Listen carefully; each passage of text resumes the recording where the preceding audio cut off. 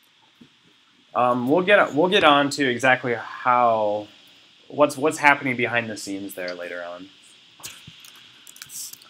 So recall that talking about functions, one of the reasons we want to use functions is that we can modify the behavior without changing how it's called. So right now when we say hello, all the program does is print out hello. But if we wanted to change that and say hello, it's a nice day.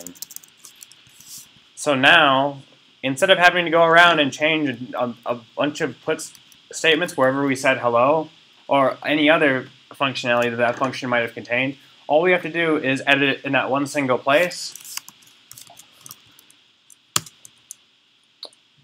And be good at programming. 37.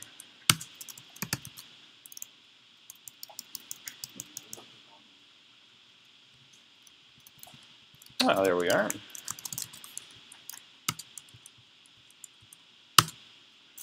And we can see now that it changes the behavior in all of the places where it's called. So you can't declare a function inside another function. So when we're declaring our functions, they're outside of all other functions. They're at the very base of our text file. So we can't do something like this. We can't say, I guarantee I'm going to see this a lot. I guarantee this is going to happen. So somebody's going to come up with main, and they're going to say void hey. And they're going to try and take a function and declare it inside this function. Now you can't do that. It straight up doesn't work. And it will lead to a lot of confusion. So whenever you're declaring a function, you need to make sure it's completely outside of any other function blocks. So this is our function block here, the left bracket and the right bracket. We need to make sure that when we're declaring a function, it's completely outside of everything. So above main or below any other functions. So you can return inside a void function to end execution immediately. So let's say we didn't want to say hello. We could just say return immediately. It would skip all the rest of the statements and immediately continue on executing the code where it was called. So there's no hellos anymore. We just returned immediately.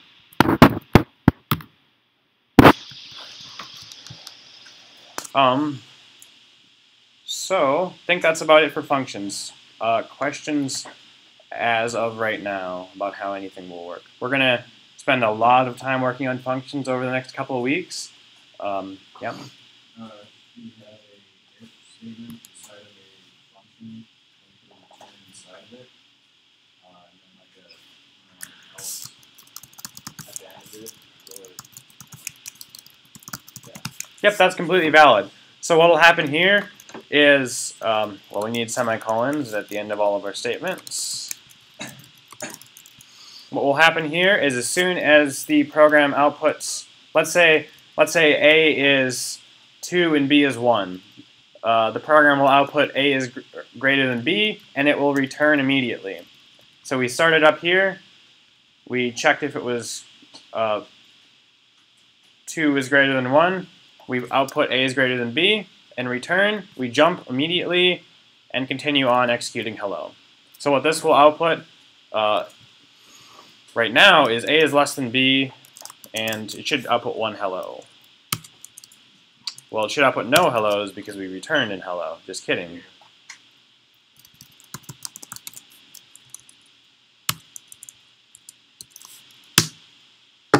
I guess it returned 2. Why did it do 2? Oh yeah, because we're outputting 2 hellos down here. So 2 hellos, but not 4 hellos, only 2 hellos. So we can return anytime we want to. We can have multiple returns based on multiple conditions. We can do multiple things. If this was, let's say this was int, and we were returning an integer, we could specify that we want it to return, let's say we'll return A if it's greater than, or we'll return B if it's greater than, or we'll return A.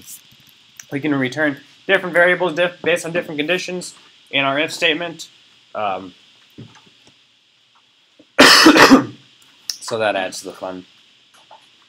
So going back, we're going to talk about we're going to work on functions a lot over the next couple weeks.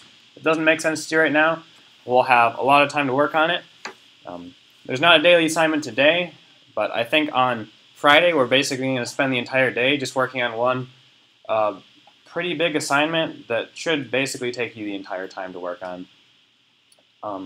It's not a difficult assignment by any means, but it does require that you understand how functions work. So we'll have a lot of time to work on it, and for you to get accustomed to how functions work in C, and so on and so forth. So, test 1. I'm aiming for October 7th at this point. So that is, I believe, 2 weeks from today. Yes, It is? Yeah, I checked in my last class because that was when we were turning in an essay. Oh, fun. So, essentially on this test, we're going to have 20 minutes for conceptual questions and 20 minutes for programming. And those two categories will be worth 10 points apiece. So on our quizzes, the vast majority of it has been reading code and understanding what will be outputted. But for the test, it's going to be essentially short answer or fill in the blank for conceptual questions about how C works. So I might ask you a very broad question and say, what does printf do? Or what does scanf do? Or what is this if statement true? It's not necessarily exactly what code will be running, but it's more about, do you understand kind of what's happening? Or I might say write an if statement, or write a very small piece of code. And then we'll have a programming assignment for the test as well, which you'll be given 20 minutes to work on. It shouldn't take you more than 5 minutes. It'll basically cover all of the things we'll talk about up until next Wednesday. So I might say write a function, which maybe I'll say do this program without all the stupid hellos. But I'll say write a comparison function, which outputs if A is greater than B, if A is less than B, or A is equal to B. So it should be a program that you are going to need to know what's going on, but shouldn't take very long to actually write. And those will be 10 points apiece, and that's all we'll be doing on class 2 weeks from now. I'll talk more details when we're getting closer to it. I'm not exactly sure what the conceptual questions will be like. I might have some sample questions for you to look at and prepare yourself with. So, what? No, we have one more thing we're talking about. Yep. I was going to ask you, are we ever going to get to the point where assignments aren't just telling us exactly what to do? Or will that be more computer science too?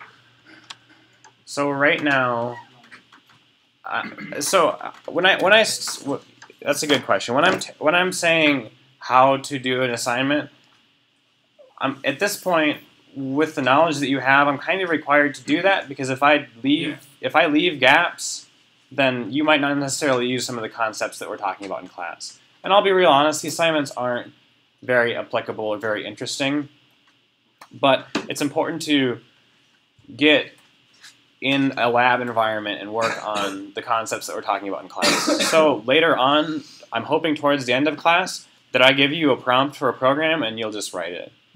So yeah, definitely I'm hoping to get to that point eventually. Next semester, do we have this class again with you? I don't know if I'll be teaching 250 or not. Okay. We'll see. Depending on your feedback, if you think I'm any good or not. I don't know. I haven't decided whether or not I want to teach 250. Yeah. So, we're also going to talk about assignment 4 today. So, assignment 4 is due next Wednesday. So, with assignment 4, you're going to create a program which calculates the area of a shape. You should prompt the user to enter what kind of shape they want to calculate the area for, then prompt the user to enter the dimensions required for the calculations. So, example program output, enter the type of shape, then menu, so this is the menu you output to the user, then this is the user typing in 1, then you print enter the length to the side, and the user enters 10, or enter the base and the width, or whatever it may be, and then you do the calculations and say the area is, and then whatever the area calculates for. So you should write a function for each shape. That means that when we're saying triangle, you should essentially have a function called float triangle or something like that. And then you can use one function for multiple shapes if their areas are calculated with the same dimension. All I care is that I don't really care exactly what you're prompting the user for, as long as the area calculations come out correctly. So the menu should also be a function, so I should essentially be able to look at your code, and it doesn't necessarily have to be called this, but you should have a function called void menu, and it prints out exactly what the menu is. Or int menu, and it returns what the user chose, or something like that, depending on how you want to do it. And the user must be able to enter decimal numbers. So I should be able to run a program and select 1 for square, and it'll prompt me the length of the side, and I should be able to say 10, or I should be able to say 10.5, or 0.5, or any number that's valid for those calculations. So sample program is located in dist assignment 4. So run that by saying assignment 4. It'll prompt you to pick what you want to calculate. I'll say square, and then I'll say 4, and then the area of the square is 16. If you want to limit it to 2 decimals, feel free to do so. Don't really care at this point anymore. Just kind of nice for formatting reasons. So that's it for assignment 4. There was a question about global variables before. So I'm actually going to go back, and we're going to talk about global variables really quick. So when we declare a variable inside a function, whether that be any of our functions that we declare, or any of or like the main function, which is required by the system, essentially when that block ends, the values inside that function, the values inside any variables disappear. So they go poof. They don't exist anymore. But one of the things that we can actually do is we can put a variable outside of any function. We can say int my global. And essentially what happens is this variable is accessible and modifiable inside any function. So we can go inside main, and we can say my global equals 10. We can go inside compare, say my, well, here's what we'll do. This is kind of interesting. So I'm actually going to go back, and what we're going to do is we're going to add 1 to my global every single time a function's called.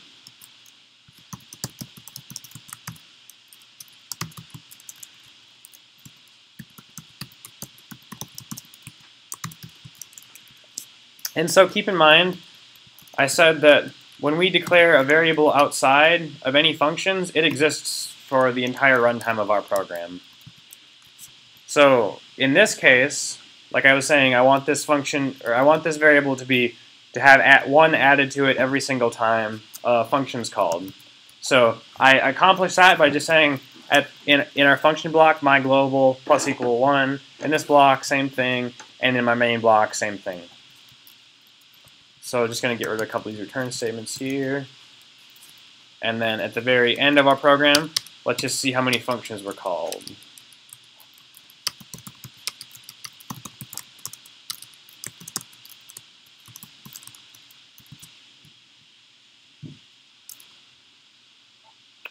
My global.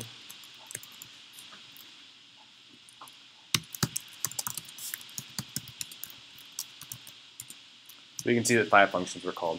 So just keep in mind that if we want persistent storage outside of functions, we could theoretically use global variables. Some people tell you not to. I don't really care, but it goes against program. Yes.